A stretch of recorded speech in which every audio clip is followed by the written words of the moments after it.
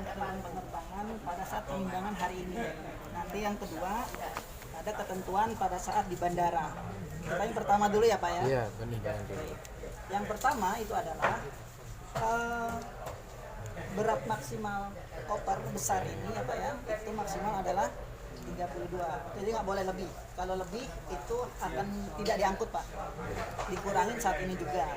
Sedangkan untuk koper kecil yang dibuat kabin itu maksimal 7. Jadi itu tidak akan diangkut juga jika dia berlebih. Jadi dari sekarang sudah mulai dikasih tahu ya Pak ya, berapa beratnya, berapa ininya, dan sampai berlebihan.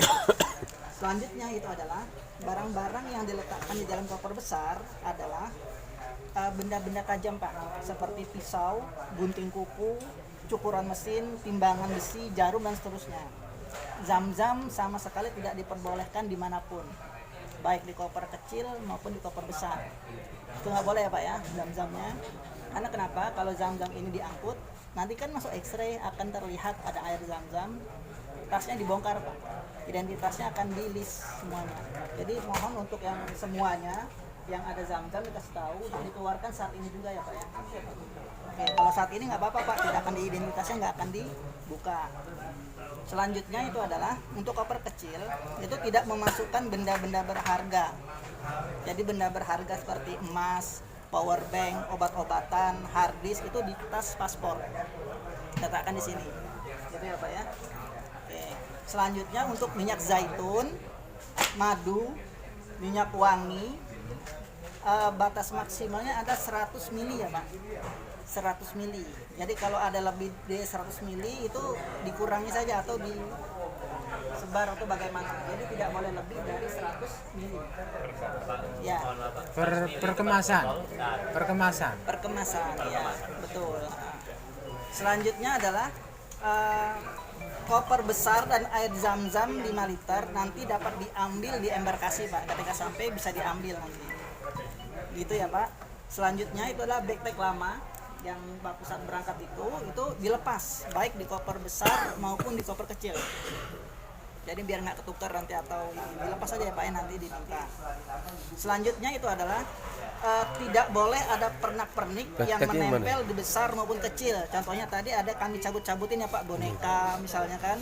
Terus ada sendal, tadi ada botol, itu nggak boleh. Takutnya nanti nyangkut atau bagaimana, dikira sudah semuanya ternyata masih di dalam mesin gitu kan.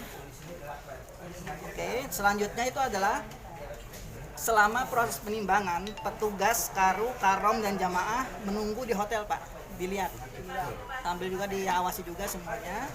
Lalu di hotel proses pengecekan bagasi dan penimbangan. Untuk pengecekan air di gudang menggunakan mesin X-ray. Tadi udah saya jelasin, tadi ada dari sini dibawa ke gudang, satu-satu Pak itu dicek pakai mesin. Jadi kelihatan kalau ada yang bawa zam-zam atau tidak, itu kelihatan Pak. Langsung dibongkar oleh tim gudang nanti.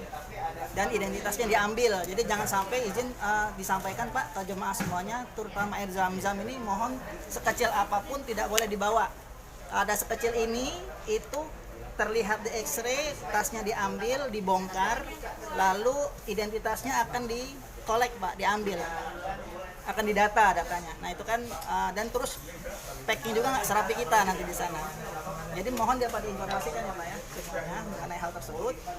Lalu selanjutnya adalah boarding pass boarding pass yang rusak dapat dilaporkan. Kalau ada boarding pass yang rusak segera dilaporkan Pak. Kan catat nama lengkap dan nomor paspornya. Oke, itu tahap 1 tadi penjelasan. Saya ingin menjelaskan tahap kedua di bandara. Nanti baru kita buka sesi penjawab ya Pak ya. Iya. Boleh ya Pak, lanjut ya. Iya. Ini penjelasan pada saat di bandara. Yang pertama, koper dan tas yang boleh dibawa hanya yang berlogo Saudia. Jadi semua barang bawaan yang tidak berlogo Saudia itu tidak dibawa. Contohnya ada yang bawa tas BSI misalnya gitu ya Pak ya, itu tidak boleh. Jadi hanya 3 koper tadi yang boleh, yang berlogo Saudia yang boleh dibawa. Jadi kalau masih ada yang bawa tas ransel atau yang semuanya itu tidak boleh. Semuanya tidak boleh, nggak akan diangkut Pak. Tas kresek ya. Selanjutnya benda tajam seperti gunting kuku, pisau, cukuran, jarum dan sejenisnya yang mungkin nggak masuk tadi, itu jangan jangan dibawa Pak, ditinggal aja di hotel atau di ruang tunggu bandara. Jadi karena nanti menghambat ketika masuk, bunyi terus mesinnya nanti. Itu jangan jangan dibawa ya Pak ya, ditinggal aja. Kalau memang misal masih terbawa atau tertinggal. Selanjutnya yang ketiga adalah kursi roda Pak. Kursi roda jika ada yang menggunakan kursi roda itu dibawa oleh jamaah karena masih digunakan sampai pesawat dan akan di-tag di ruang tunggu nanti. Jadi bawa aja Pak, bukan di wrapping sekarang, bukan dibungkus tapi dibawa aja oleh jamaah, akan di-tag di ruang tunggu bandara. Selanjutnya adalah koper kecil harus dikumpulkan di bandara untuk rombongan yang akhir. Berarti rombongan 6, 7, 8, dan 9. Itu nanti di bandara akan dikumpulkan Pak. Terutama yang lansia itu dikumpulkan karena untuk mempercepat prosesnya juga.